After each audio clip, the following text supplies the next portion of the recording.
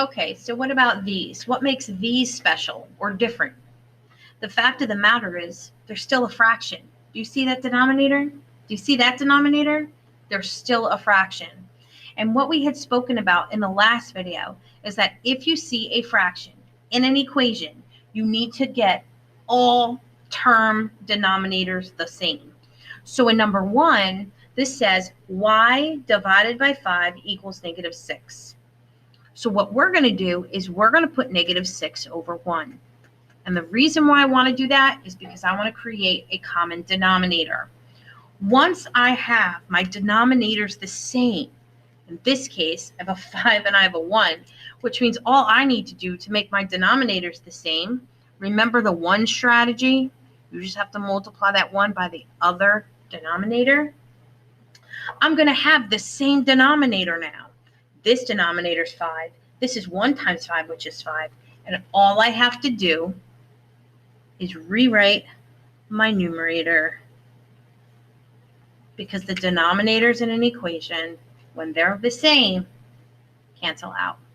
So this is going to say y equals, and negative 6 times 5 is negative 30.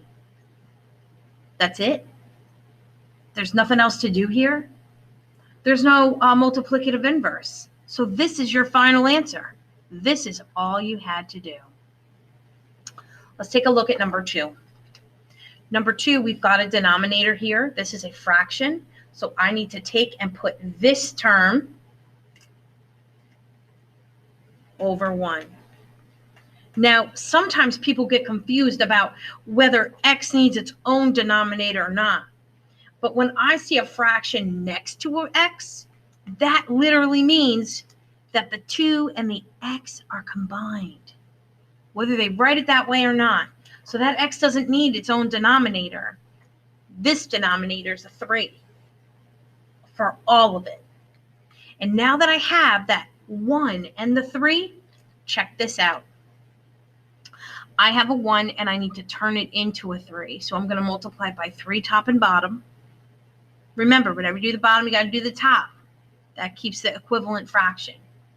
I have a 3 in the denominator here and a 3 in the denominator here, because that's 1 times 3.